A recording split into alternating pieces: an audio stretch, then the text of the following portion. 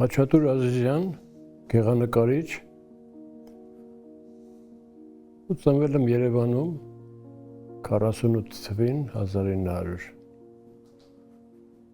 Դպրոցից հետո սովորել եմ Թերլեմեզյանների ուսումնարանում գեղանկարչական բաժին, որն ավարտելուց հետո գեղարվեստաթատերական էր կոչվում այն ժամանակ, ինստիտուտ։ 74-ին ավարտել եմ ու մեկ տարի էլ ծառայել եմ բանակում, այն ժամանակ մեկ տարի էր ինստիտուտից հետո։ Ու մտել եմ բուռն ստեղծագործական կյանք։ Հիմնական բանը դա է։ Հետո դասավանդել եմ նաև թե Թերլեմեզյանում, թե ինստիտուտում։ Մասնակցել եմ շատ ցուցահանդեսների, նկարիչների միության անդամ դարձա 79 թվին։ Կան ցուցահանդեսներ եմ ունեցել շատ։ Առաջի մեծ ցուցահանդեսս Ամերիկայի Միացյալ Նահանգներում էր, անհատականի մասին է խոսքը։ Նյու Ջերսիում, Գարթ Դավիդսոն թանգարանում էր, շատ լավ անցավ։ Այստեղ եմ ունեցել 14 թվին 2021-ին արեցի եւ անցյալ տարի նոյեմբերին հետարքիր ցուցահանդես էի մտահղացել, կոչվում էր տեսանելի երաժշտություն։ Այսինքն 48 կտավ էր, ամեն մի կտավը մի կոմպոզիտորի մասին էր, կամ կոմպոզիտորի ինքն էր, կամ իր որևէ ստեղծագործություն։ Հետաքրքիր ցուցահանդես էր, չէր եղել այդպիսի մտածելով, այդ մտածելակերպով ցուցահանդես։ Այդպես։ Հիմա մտածում եմ մի այլ բան, դեռ չգիտեմ, հետաքրքիր բան եմ մտածել, տեսնենք։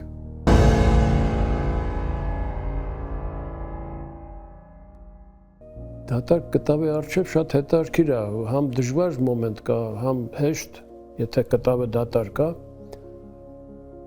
Ես նախորդ արդեն գիտեմ ինչ պետք է անեմ,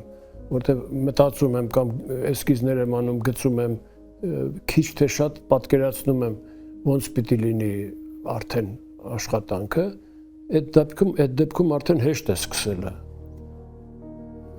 Իսկ եթե դեռ չգիտեմ ինչ պետք է անեմ, չեմ սկսի, որտեղ պիտի գտնեմ թղթերի վրա էսքիզների մեջ մոտավորապես ինչ պետք է անեմ, նոր հետո սկսեմ։ Դա է հիմնականում։ Իսկ եթե դրսում նկարում ենք, ասենք պեյզաժական բան, նատյուրմորտ, մի անգամից դնում սկսում ես, այդ դժվար չի արդեն։ Խոսքը կոմպոզիցիոն կտավների մասին է, որոնք պիտի նախորդ մտածվի, էլի։ Որ երիտասարդ էի, այն ժամանակ իմ ընկերներն էլ տարված էինք ավելի շատ կլասիցիզմով, Վելասկես, Ռուբենս, Ռեմբրանտ, այսօր էլ ինձ համար իրենք կուրքեր են։ Բայց աստիճանաբար ավելի դուրս եկանք դեպի իմպրեսիոնիստներ, ավելի գույնի թարմություն, սև գույնը դուրս եկավ, այդպես, ոնց որ Եվրոպայում էր։ Հետո այժմ ավելի թարմ, բայց միևնույնն է,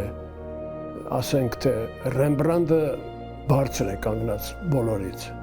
Այսօրվանից էլ, երեկվանից էլ, հասկանում եք, մյուսները նույնպես իմ ասած Տիցիանը, Վելասկեսը, մյուսը, վերջին հաշվով բարձր են կանգնած իրանք ավելի, որտեվ բացատրել էլ դժվար է նույնիսկ, մենակ Միքելանջելոն ինչ բացատրեմ, տիտան է, մարդ, որը ոչ միայն քանդակագործ էր, նկարիչ էր, չէ, պոետ էր, չէ, պոետ, հոյակապ պոեզիա ունի, ճարտարապետ էր, տիտան էր։ Ու մի բան էլ կա, եթե ասել եմ, ասեմ, որովհետև կարևոր հայրենասիրական հարց կա, ինչ որ ուզում եմ ասեմ, Միքելանջելոն մահանում է Հռոմում, ինքը ֆլորենտացի էր, չէ, Ֆլորենցիայի կողքի գյուղում էր ծնվել։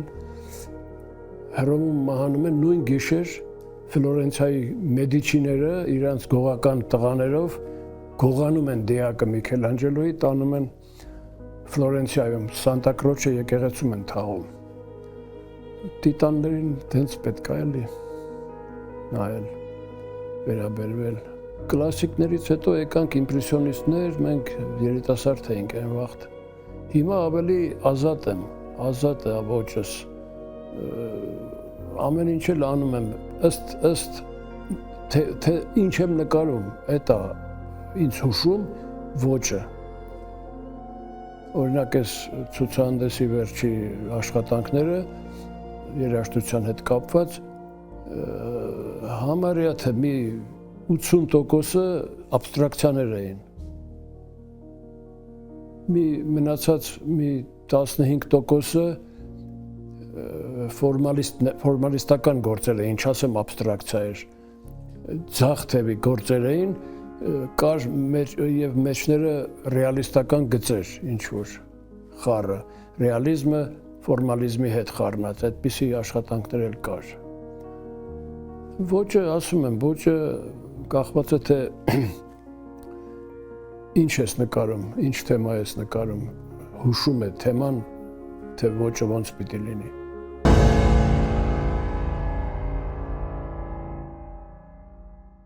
Կինս է ազդել շատ իմ աշխատանքների վրա, ինքն էլ նկարչուհի է, ոչ թե հուշել է, այլ ազդեցությունը կա իր վերաբերմունքի դեպի ինձ, թե չէ այդպիսի չի եղել այդպիսի այլ մի ազդեցություն, այդպիսի դիպված։ Ինձ միշտ հուզել է Ռեմբրանդտը, հոլանդացի։ Օրինակ, նույն հոլանդացի Վան Գոգը, որին էլի շատ եմ սիրում, Ռեմբրանդտի մասին գիտեք ինչ հրաշք բան է ասել է մարդ պիտի 3 անգամ մեռնի, որ կարողանա Ռեմբրանդտի նման նկարի։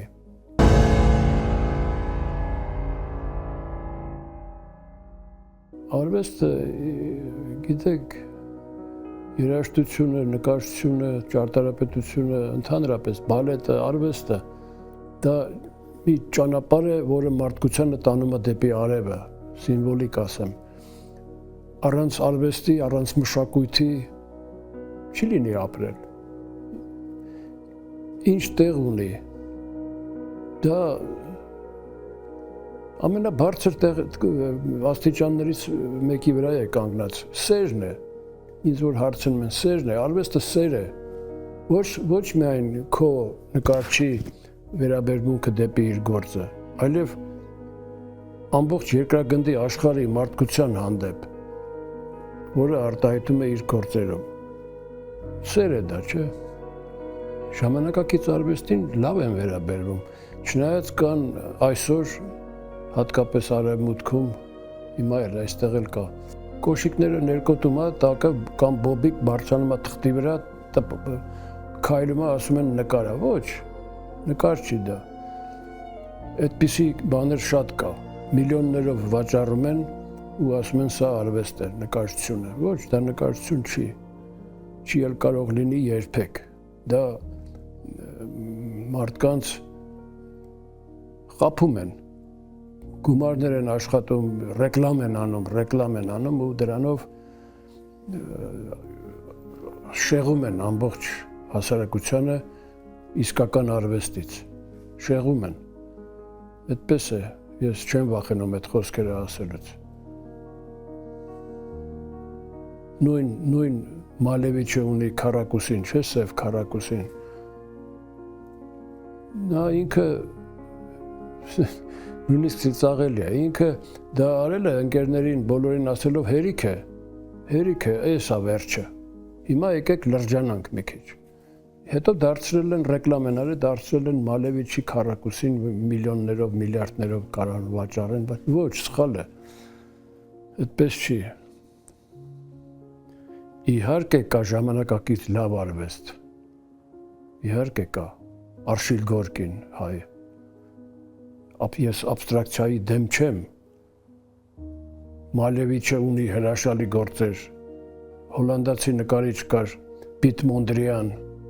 բոլոր ամեն ինչը իր կտավների մեջ ուղղահայացների եւ հորիզոնական գծերի հետ էր կապված, ինքը հավատացյալ էր, բայց ինչ ճաշակ ուներ, հրաշք նկարիչ, այդ ժամանակակից արվեստի ներկայացուցիչներ են, կան Կանձինսկին, ամենաբարձր օրինակը դա Արշիլ Գորկին է, այսինքն լուրջ է մոտենում աբստրակցիային, իսկ այն թղթերի վրա, կտավների վրա ձեռքերով, ոտքերով մանեկողները դրանք արվեստ չի։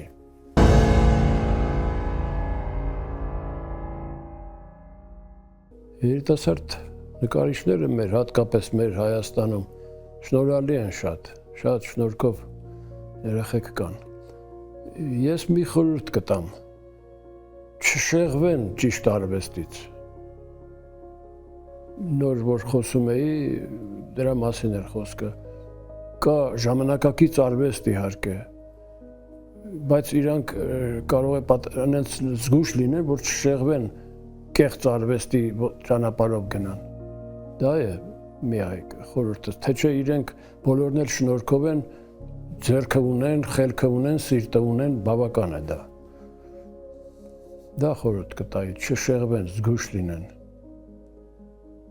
Իսկական արվեստի ճանապարհով գնան։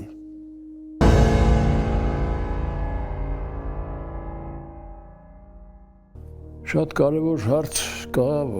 ինչի կարիք ունի նկարիչը, հայ նկարիչը այն էլ։ Որպեսզի իրեն աշխատանքները վաճառվեն։ Դա է ամենակարևոր բանը նկարչի։ Նվերը նկարչին, ամենակարևոր նվերն է։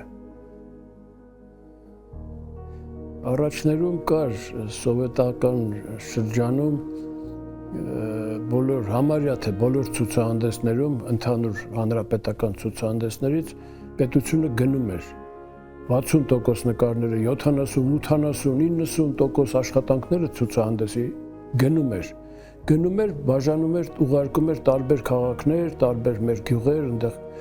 կային, չէ, փոքրիկ գալերեա տիպի բաներ։ Եվ պլյուս պատվերներ էր հանձնարարում, ասենք այսինչ մարդու հետ կապված, Սայաթ-Նովայի հետ կապված ցուցահանդես պիտի լինի, ինքը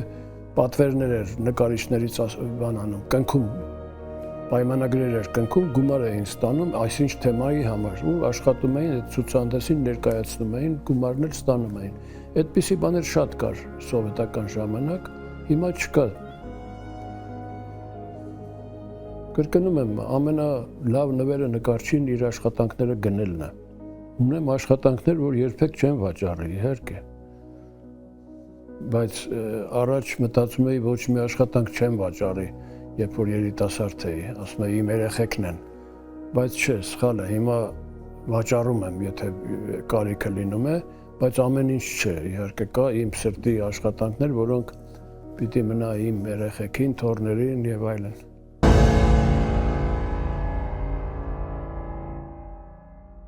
Արվեստը պիտի մարդուն դաստիարակի, ես միշտ ասել եմ, օրինակ, դպրոցներում անցնում են հայ, ռուս, արտասահմանյան գրականություն, ճիշտ է, այն գրողից մինչև այն դարի մինչև այսօր, այսինքն գրականության պատմություն, շաբաթական շատ ժամ, բա ուր է արվեստի առարկաները, ասում են նկարչություն ենք անցնում, ոչ, արվեստի պատմություն պիտի անցնեն, այդ դեպքում մարդը կզարգանա, դուրս գանք դուրս հիմա պատահական մեկին կանգնեցնենք մի հատ ասենք հայ գրող ասա կասի, ինչ է գրել կասի, բայց որ ասենք նկարիչ կասի Սարյան, ուրիշ բան չի էլ իմանում։ Դա քիչ է, այդ դպրոցից է գալիս այդ դաստիարակությունը։ Ուզում ասեմ, արվեստը մարդուն դաստիարակում է։ Սարյանի խոսքն է, տանում է դեպի արևը, դեպի լուսավոր ապագան։ Այդպես է։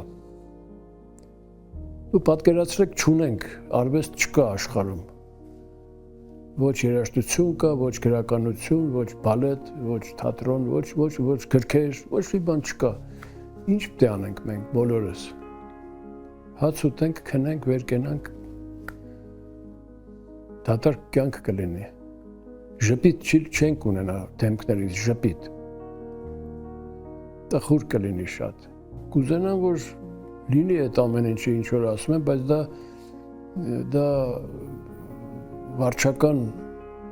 երկրի վարչական մասը պետք է մտածի այդ հարցերով։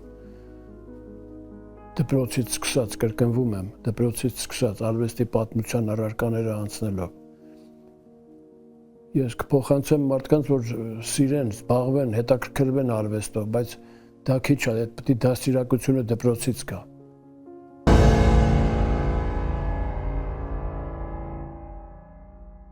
Երջանկությունը բարդ շատ բարդ է ասել, բայց օրինակով ասեմ, ասենք, ես երջանիկ մարդ եմ։ Իմ ցանկությունները կարողացել եմ կատարեմ, սովորելը 2 ինստիտուտում, հետո իմ սիրած աղջկան եմ ձեռք բերել, հայտնաբերել, ամուսնացել ենք, երեխեք ունեմ, իմ նկարչությունը վատ չի ընթացել ընթացքը, բավականին ինչ-որ բաների եմ հասել այս տարիքում արդեն։ Այդ բոլորը միասին որ վերցնեմ երջանկություն է իհարկե։ Իմ իղձերը ես կարողացել եմ հասնել նպատակին։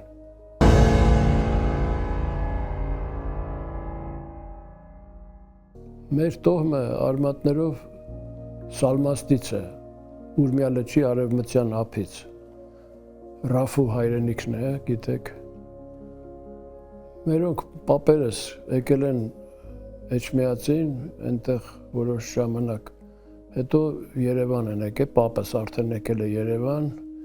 Երևանի ճանաչված դերձակներից մեկն էր Խաչատուր Ազիզյանը, ինչպես իմ անունն է, ուներ 6 երեխա, փոքրը հայրս էր, 22 թվին ծնված, ինքն էլ նկարիչ է, սովորում է Թերլեմեզյանի ուսումնարանում, դեռ չավարտած պատերազմն է սկսվում, գնում է պատերազմ, հետ է գալիս, մարմնի մի մասը կորցրած, շարունակում է ուսումը ինստիտուտում, ամուսնանում է, ես եմ ծնվում, իսկ կապը, դե ինքն էլ նկարիչ էր, շատ հետաքրքիր նկարիչ էր, կապը գիտեք ոնց է եղել, այսօր զգում եմ, որ ինքը ճիշտ է ինձ դաստիարակել, այսինքն նկարչության մեջ։ Ինքը երբեք ինձ ցույց չի տվել, թե ինչպես պետք է ես գիծը անել, այս նկարչական հարցերը, էլի։ Երբեք ոչինչ չի ասել, ինքը թողել է, որ ես այդ ճանապարհը, դժվար ճանապարհը հարթեմ։ Եվ այսօր ես զգում եմ, որ ճիշտ է արել։ Թե չկան, ասենք, հայր ու